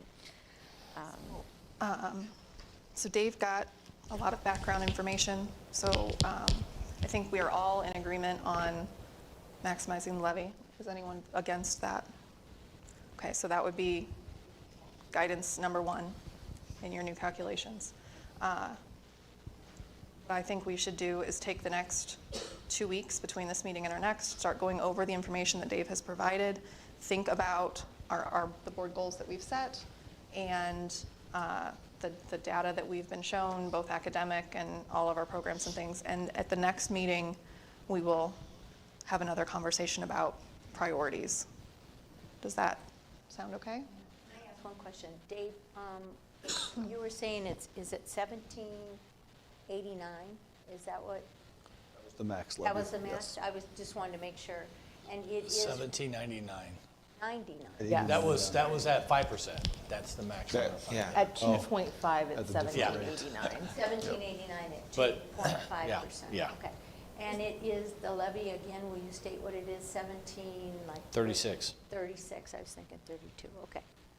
Is there something that exists already that wouldn't have to be created that's like a district-wide org chart or something that says like, here's how many positions we have at different levels and what our administrative piece looks like and how many positions we have in all the different roles across the district? There's an organizational chart that just shows, board, superintendent, cabinet, and all the departments. I think it's important to remember that we set priority on funding areas, but we are not the ones that are going to say this program or this person, or like, that's not our call. Right. So we're not Yeah. we're not going to have those kind of conversations. I think it's Helpful for me think to it is just wrap my helpful, head yeah. around, like, I think that, everybody knows, I think mental health is priority because like that's something that I'm very open about. So being able to look at that and say, how do we do mental health? Oh, we have this many people across our district that are doing that. That makes sense to me. Like, I think it's helpful for me to be able to see those kinds of things, or to see like how many people do we have that are in maintenance positions or cook positions, or not that I'm going to say, oh, I think Shannon, you need to recommend cutting half of those or anything like that. But I just think that kind of information is helpful We have a to system know. org chart that's pretty generic as far as to the level of detail you're talking about. With 1,200 employees, it's not Yeah. going to represent everybody in that angle with things too. Can we get something a little bit more detailed than what we have? Yeah, Okay. we can share that with you too. That's is fine as well. And then you mentioned in 2 weeks, Britt. I honestly think for cabinet-wise, we're going to need more time to really dig into that piece and really work through some scenarios and situations too. So just make sure you realize another conversation is okay, but we want to make sure we take the time and make sure we have the time to really sort through that piece too. So that may not quite align. I wasn't asking for you to bring scenarios back in 2 weeks. I Okay. was asking board members to go through the data that Dave gave us tonight, because we haven't been able to process all of it. You Not haven't read everyone. all of this yet in the half hour we've been here talking about No, I this? mean, I've had it since Thursday and I haven't read all of it. So I was asking the board to go through the information that we've been given and rethink about the discussions that we've had tonight. And then you'll have 2 weeks to think about Perfect. any additional priorities or direction that we want to give, so that over the next 4 to 6 weeks, as you're putting together scenarios and you come back in a month we will be able to give you some more direction. Because tonight we've basically just said, maximize the levy, span it over 2 years, but we're going to have more direction than that. We just don't have it tonight. But I don't want to I don't want to have that conversation at the same time you're bringing us your first scenarios, because they might not align. I'd rather give you more information while you're having those conversations. One other Good question that I have clarification. would be, is there something that you could provide that details, like what things we have within the district that are not really, I don't know how to ask this question. What are the aspects of our budget that we have the opportunity to be taking a look at? And what are the things that aren't really up for budget consideration? If that makes sense. I know that's a very broad and difficult way to ask that question, but. Yeah, I mean, because there's so much, because I think another way you're probably thinking of it, what kind of are we required to do and what are we not necessarily required to do, kind of? Is that kind of what you're asking?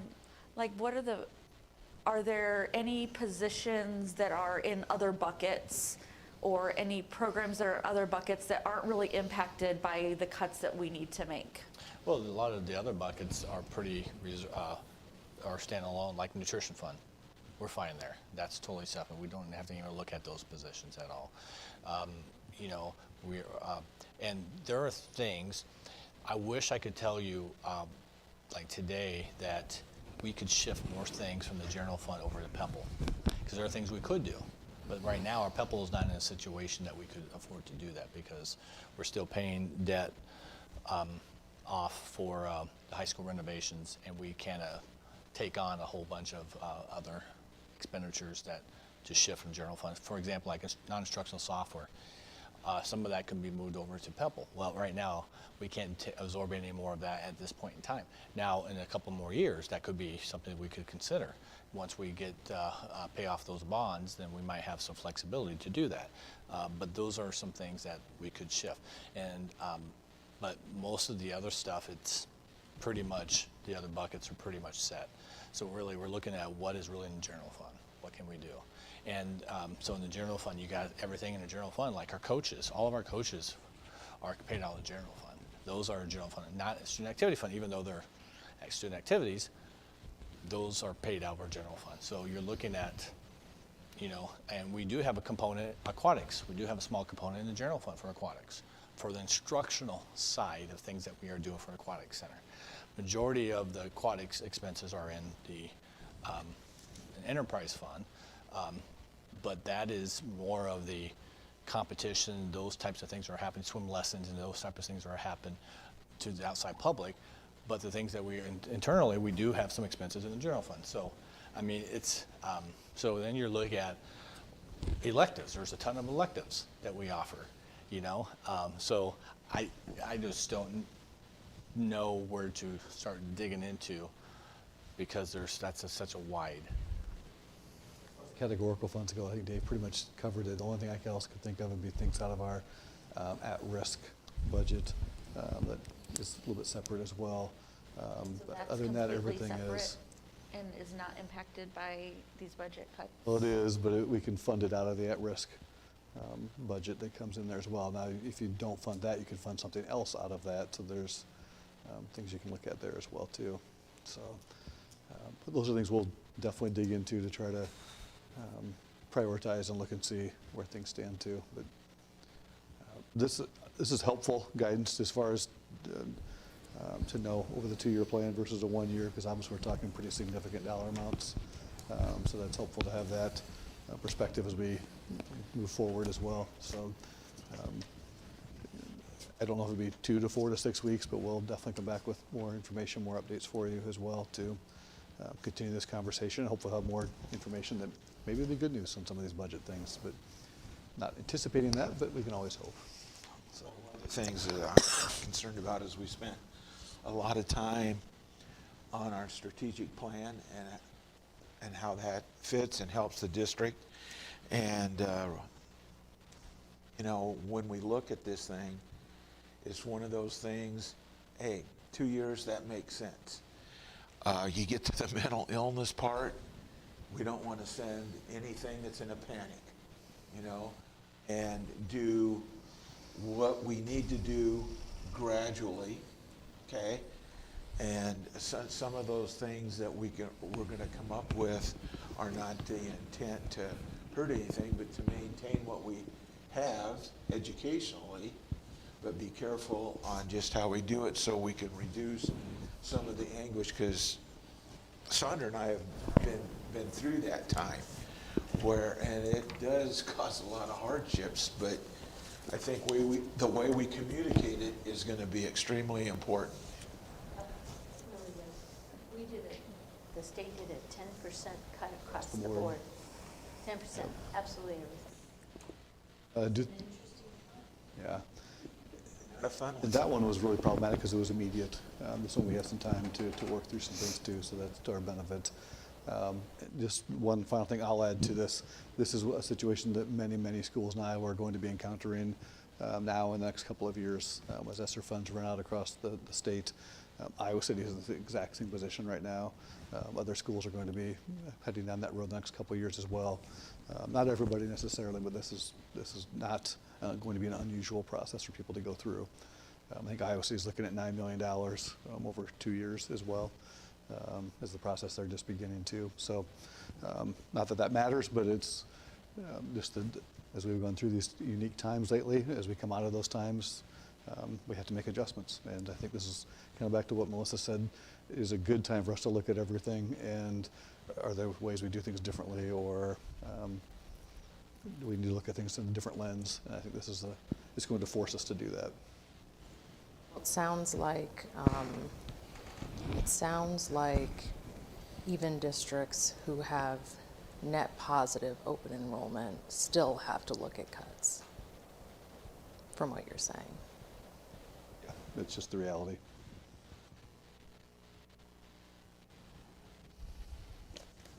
So the majority of finance audit was this conversation, but we also talked about the impact of the Inflation Reduction Act, which we have a discussion coming up. But other than that, we just looked at the monthly financial reports, and Dave has really covered everything else that we covered in the committee meeting.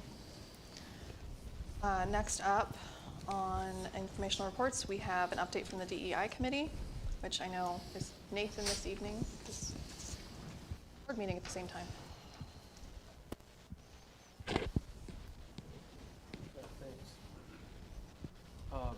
Just a quick update from the DEI committee. Yeah, having great momentum moving forward. We've added some new members, and we continue to work with our facilitators on just helping us process through all the information that we have. So again, the conditions for learning survey, and they're helping us with some next steps where the committee members will be continuing to gather that information. So we're going to start that hopefully this next month, as soon as we can get some volunteers to help with some of those. I have asked or Shannon and I talked about having our chairs come and give us an update, or give you an update at the February meeting. So I've got an email out to them. They'll be coming to provide more information. We had a really good meeting. Probably got the most work done we've had. So it was great, the facilitation that was there, and really the focus is working in some small groups to just hear from kids about how they responded on some of our surveys that we've asked them, and so that's what they're helping the group get some steps to facilitate those conversations that will most likely happen just at middle school, high school, also in the community. We're trying to plan some of those. So those are the focus groups, right? Yeah. So those are in process. They're not complete. The committee's working on what that structure and how that will look.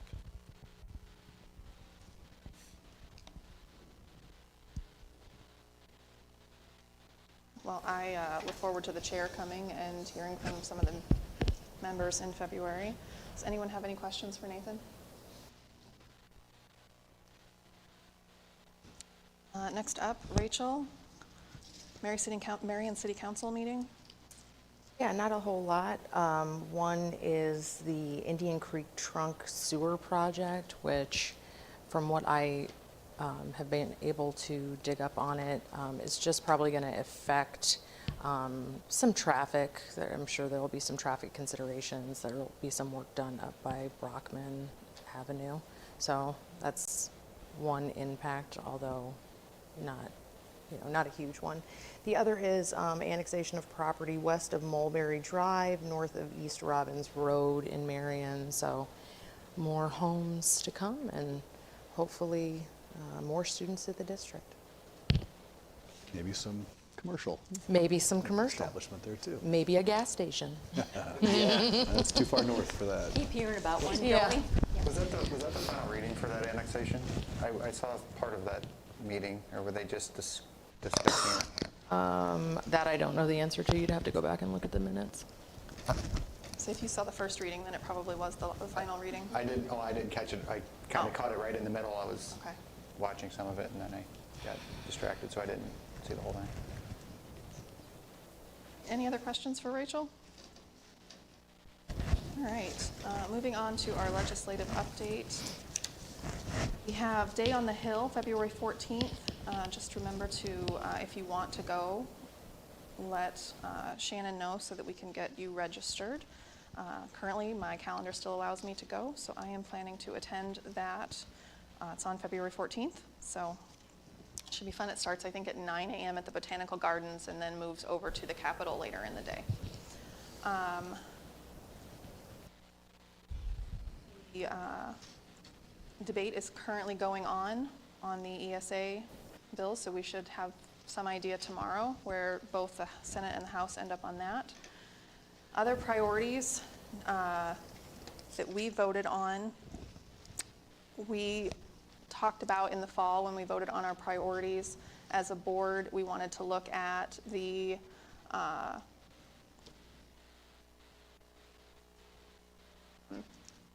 at-risk dropout prevention. I couldn't think of it, but the funding for the at-risk dropout prevention, how we're stuck at 2.5% and some schools get to go to 5%. That bill has been reintroduced. So that was one of our priorities. So we'll be looking at the toolkit that ISB provides on how we can promote that bill and put some support behind it. That would increase our funding for at-risk and dropout prevention. And as Dave mentioned and Shannon mentioned, some of that funding that doesn't get covered by that then gets covered by the general fund. But if at-risk dropout prevention went up to 5%, that would double the revenue that we have for those programs and free up some general fund. So that's a good one. Another priority that we're going to start talking about how we should approach it, and then we'll bring that back to the board, is the special education. We made a priority outside of ISB as a board ourselves to reach out at the federal level and start addressing that promise of 40%, only receiving 12%. So we don't have a template on that one, but we'll start working on that as a team and bring that to the board for more discussion at the next meeting. There's really no other update. I know Melissa has been working on building that spreadsheet of bills. It's almost ready, and I know she's just about ready to be able to share it out, which is why there's not a printed one tonight, because she's almost got that ready. That really all they've been working on education-wise this week has been the ESA bill, so we don't really have any updates on anything else at this time. Questions? Thoughts? Just so you guys know, so in this tracker that you'll be getting via email, it just has like a link to the actual like legislation, so you can see the bill and read the actual wording, and then a summary from, typically the summary is grabbed from the legislative website.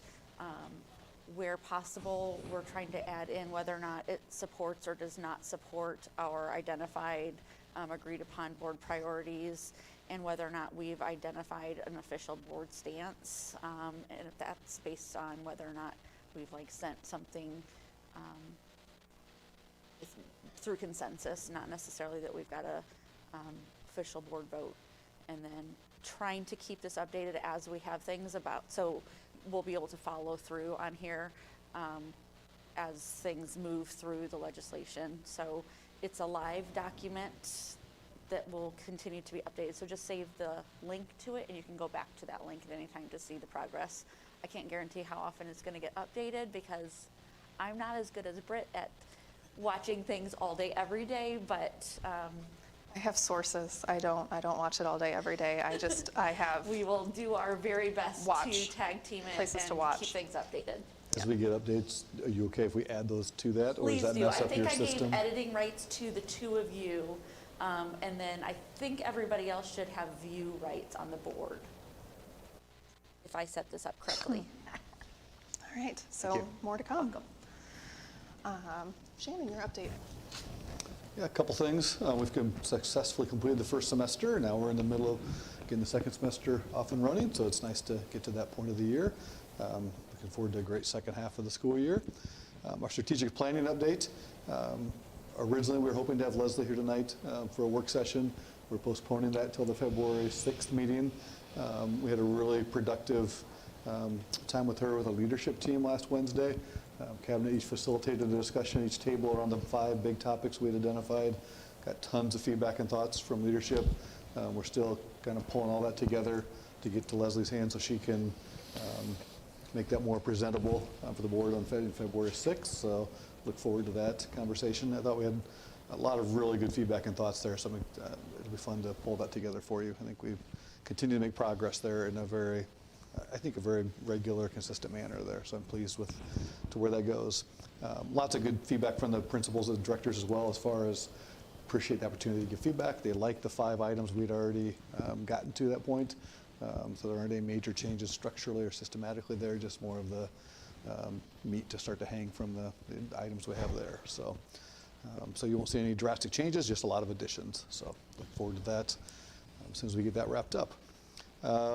Couple of congratulations over the weekend success. Our boys swim team was Mississippi Valley Conference champions this weekend. So congratulations to them.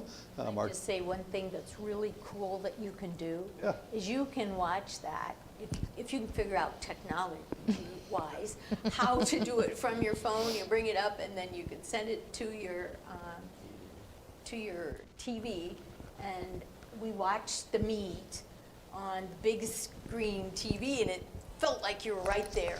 It was really awesome. And 2 things: it wasn't as hot where I was and steamy, and you still could get all the So I didn't mean to interrupt, but it was great. I love that feature that they've got going on with the swim teams. So anyway, They knew it was going to be a competitive race between 3 or 4 teams, and it was.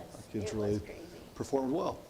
Also, As congratulations to our contest speech team. They advanced 4 teams to state. So congratulations to our kids and our coaches, especially Mr. Fry hiding in the back room as one of those coaches. So congratulations to them. And then finally, Friday night, I had a chance to go to the Linn-Mar basketball games. And as I'm sitting there that night, I thought it's just a great celebration of all things Linn-Mar. It wasn't just girls basketball and boys basketball both being very successful. There's also choir kids performing from Indian Creek and Novak before the game. There's the POM doing their performances during the games, before the games, half times as well. Huge crowd, great atmosphere. And then we kicked it off, our kind of to wrap things up, recognition of our Linn-Mar Athletics Hall of Fame was recognized that night. One of which is hiding in the corner, hoping that I don't mention his name, but Bob Reed was recognized as one of the recipients this year as well. So, so just a really cool night across the board of all things Linn-Mar, from different walks of life, from our littlest kids to our old alumni coming back to be recognized as well. And Clark did a great job giving tours to all of the Hall of Famers as they came back with their families too. So it's neat to see alumni with their families coming through to see the building. So congratulations to Bob and all the other recipients. So it was a fun night. That's all I have. Moving on to unfinished business. I move to approve the required 6-month review of the Return to Learn plan with no changes recommended to the current plan. Second. Motion by Rachel and a second by Sandra. Any discussion? Yeah, I still hold the stance that I think our Return to Learn plan needs to be, there is nothing in place. That is our plan. I think that was my stance when we talked about it last time as well, so I just wanted to make that clear. I didn't hear that, or I don't think I understood I think that. our Return to Learn plan, there should be no sorts of COVID restrictions or anything in our plan any longer. So I think that's what our Return to Learn plan should be. That's my stance on it. Well, thank you. All those in favor? Aye. Opposed? Aye. I move to award the bid for the Oak Ridge roof project to Foreshore Roofing and Sheet Metal, Des Moines, Iowa, as the lowest responsible bidder for a total base bid of $640,073.50. Second. Motion by Rachel and a second by Melissa. Any discussion? All those in favor? Aye. Opposed? Motion carries. Motion to approve the engagement letters regarding the proposed sale of Series 2023 School Infrastructure Sales, Services, and Use Tax Revenue Bonds for Piper Sandler to serve as placement agent and Allers and Cooney to serve as bond counsel. Second. By Melissa and a second by Clark. Any discussion? I got a question for Dave. In regards to the Piper Sandler contract, at the bottom of it, it says there's going to be a range of where it would cost based on basically the credit rating of the district, I'm assuming. Do you have any idea what that range would be in actual dollars instead of the percents given? I do not have the actual, what that range would be. I don't believe it's necessarily, it's the range is going to be on the rates that we end up getting. Oh, So- okay, I read that incorrectly. So, But, okay, and then also, I did reach out and asked if either of these entities if we had put it out for RFP, or if we even know, are we getting a reasonable estimate on what this is? With it not being done, how do we know? And I know Shannon, you mentioned that we've used both of these entities in the past for several years, but that doesn't mean that we're getting a good price for what we're doing. And without putting them out for RFP, or at least asking the questions of other entities, are we really doing what we need to be doing? Certainly in lieu of what we're seeing for budget shortfall, are we doing what we need to be doing and making sure as a board we're looking at every penny? So in this one, I don't think we have done our due diligence. And I'm not positive, but I believe there is something written that anything over $25,000 needs to go to bid. Maybe I'm not correct there, but I believe so. And I understand that the one bid came in at a not to exceed $25,000, and maybe that's why it came in there. But I think it's imperative that we look at all of these things, especially going forward, that we're doing what we need to do for the community and making sure we're not getting overcharged for service. As I emailed you earlier today, I know too that these two groups, Piper Sandler and Allerton Cooney, we have long-standing relationships with them. They've been good partners. They both do pretty unique work in these areas. We've been happy with their service. So no, we have not done an RFP. I can't even imagine what an RFP process would look like for an attorney in that situation. I don't even know how many groups are out there that do the infrastructure sale service use tax for bonds. Maybe one other in the state, maybe. So I don't know what that would even produce for us. So if the board wants us to go that route, we certainly can, but we have been pleased with the services on both these entities, unless Dave wants to add anything else to that, but I think that's been our... yeah, there's very few, I mean, as far as I know, there could be some other attorneys, but there's like two main ones. Lynch, Dallas, and Allers are the two main ones in Iowa that help with bond, as bond counsel for schools. And there's, I only know of maybe one, maybe two other folks that would do the same type of services, Piper Sandler, and being a replacement agent. It's not like you're going to get a whole flood of proposals when you get that, but I'm guessing if we were to do something and get pricing, it's probably all of them would be very competitive, in price. Well, I would hope so, but I think my point is we need to make sure we're doing our due diligence in verifying. Not that I suspect there's anything amiss here, but I think, again, just reiterating my point that we need to make sure we're crossing our T's, dotting our I's, and all of this stuff going forward. We'll bring it to the Finance Audit Committee, and we'll discuss what the alternative options might be. We have Other had, discussion? just to say that, we have used them before since I've been on the board, and I've thought it was a very,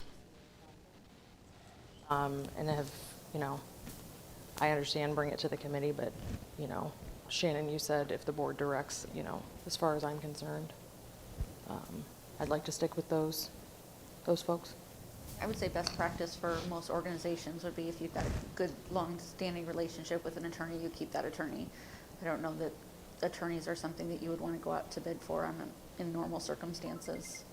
Well, I think this is on the agenda because it's not a normal circumstance. I understand we use Ehlers and Cooley for lots of different things. We use Lynch Dallas for other things. But this being on the agenda, it is a standalone item from that. So It always is. I understand, and there's a reason why.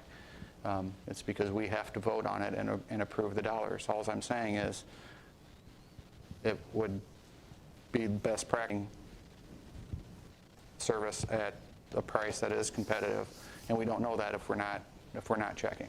All That's I'm my saying point. is that from my perspective and my contribution to this is that we do have a good relationship. It has been a seamless process in the past, and I personally would like to continue to use them. That's perfectly fine. Okay? Okay, let's vote. How about that? Jeez. All those in favor? Aye. Opposed? Aye. Next up is a discussion on revised plans for the administrative building. So we held a public meeting tonight as pre-established. However, there are some new considerations that I'm going to let Dave go over with regards to the Infrastructure something act. Go ahead, Dave. Yeah, it was brought to our attention that we are, as a political subdivision of the state, they added that language to the Inflation Reduction Act. So now that means that not only can private businesses who file taxes and get credits, tax credits for energy efficiency types of things, now we can do that as well as a political subdivision of the state. And so that has given us an opportunity that we can change from our kind of cooling tower HVAC system. This is what we have proposed for the new admin building to a geothermal. And that actually could generate more than the cost of the change to geothermal, and on top of that, we could generate an additional another about $250,000 of credits that would actually reduce our overall project costs with that. And so, but there's, and it also opens up, it's not only geothermal types of HVAC stuff, there's also potential ability that we might be able to claim some rebates on windows and other building envelope type of things that we have on our project. But right now, we want to consider, because it's not a school, we're not as in crucial time constraint as we would be if we were building a school, that we would need to be done right away as soon as possible, like in June, July, so that we could actually get moved in. Since it's the admin building, what this would do is actually delay things for 2 months. So what you have at your table, you have a schedule. If you wanted to change to geothermal, it adds 2 months, and you also have the current schedule behind it as well. So you can see construction would go from previously from February through June 2024, and this would actually push it out to construction would begin in April and finish in August. Is what, you know, and we would, tonight we actually had a public hearing on the current state of the plans. We would be required to have a second public hearing with any of the changes that we would make to the geothermal, and then we would go out for bid after those changes were made. But there's a potential that we could save at least an additional $250,000 on top of the cost of changing over to geothermal. On the next page, I wanted to show you what the estimated cost would be. If you want to take a look at, I'm just going to focus on going to geothermal. There would be some additional fees and design fees above and beyond our current fees to the tune of about $31,000. Because of the state where we're at, we would have to, there would be some civil work that they would have to do because of the well fields that they would have to do. And also we would have some design fees from design engineers to change the design from the current system to geothermal, and then some additional oversight fees from OPN. So that's a total of $31,000 additional fees that we would have to pay on top, and then we would delay our bidding and stuff for a couple months, which would delay the completion of the project for a couple months. It was great news to hear from OPN on this, kind of a surprise piece of information. We wish we would have heard about it 6 months ago, but they didn't know either. But I guess it's better than hearing it after the fact for that dollar amount. So when they called about this last week, we kind of scrambled around to put together some scenarios and felt like for that dollar amount of potential savings, we feel like that is worth the conversation with the board to see if you're comfortable with that as well. I do wonder if I know it's a 2-month delay on the front end, which then leaves a 2-month delay in the back end, but I do wonder with them potentially starting construction in late April versus late February, maybe that 2-month delay in the back end may not be quite as much of a delay. If they can get a better head start on things, but that's very much weather dependent. So maybe it won't be quite pushing it up to the start of the school year as much, but even if it is, like Dave said, it's administrative staff, it's not kids, so that's not quite as much of a rush to have to get done situation, especially for that level of cost savings. One of the other things too is our O&M staff who monitor and work on all of our systems, they are much more used to dealing with geothermal systems than the new system, the system that's currently designed. They're willing to learn and how to deal with that, but this is more in tune of what they're used to, and also you get better utility costs moving for long term on our geothermal design as well. So That was going to be one of my questions was, do you have any projections on the long-term cost savings annually for the geothermal versus whatever was projected to be in there? Is there going to be some savings? Yes, but to quantify that, we'd have to have the data, but they would run the numbers. But I don't have that data at this point in time with the savings, because you have a third party that kind of runs those numbers for, you get those numbers as well for with schools and whatnot. But the system that we did design initially was very efficient as well. But there still will be some savings. But also, like I said, we also have the benefit of our staff has a working knowledge of how those systems and be able to work on those systems internally as well.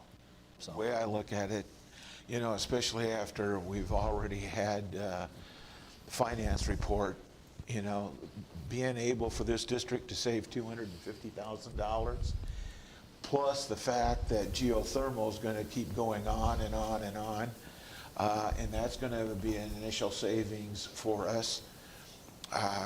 To me, I think it's a no-brainer that if we lose a couple months, of course we don't, the ground could still be frozen completely in February, who knows? But I think this is a way we can go, and it sends a message to our district that, hey, you know, we have this opportunity for this kind of savings, you know, take advantage of it. So. What it really comes down to, the decision is stick with the current plan and the current timeline, or accept the revised plan, the extended timeline, but we have the ability to save approximately $250,000. And there's another $500,000 in tax credits that we talked about during finance audit that are potentially available if we go this route. The committee was unanimous in agreeing that we should recommend the new revision. Motion to approve the revised plans. I have one question. Nope, sorry. Was there any discussion with this on like service life of this type of equipment compared to the traditional or whatever we're swapping out, I guess?